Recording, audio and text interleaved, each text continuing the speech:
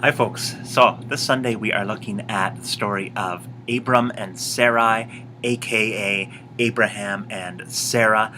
This is a story from the book of Genesis about promise and covenant, and as a new promise is made, a promise given from God to these folks, they gain these new names. It's sort of like they're taking on a whole new identity in terms of their relationship with God and the promises of God.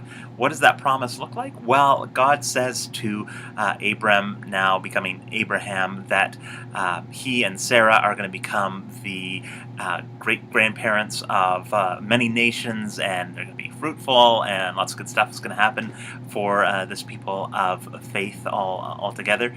And it might have been a little bit funny for Abraham because he was getting a bit long in the tooth.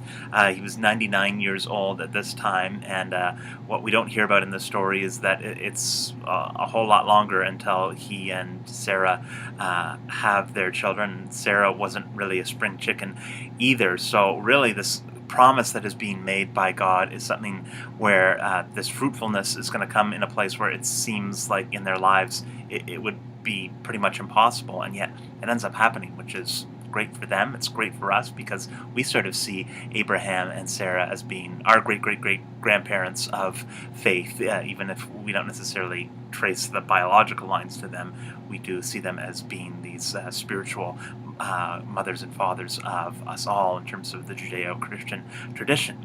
Now, in Sunday school, we're going to be looking, first of all, with some of the younger kids in terms of what does promise, covenant, what does all of this stuff mean? What for them have they experienced in terms of a promise being broken, and how we can live in a sense of promise as God's people.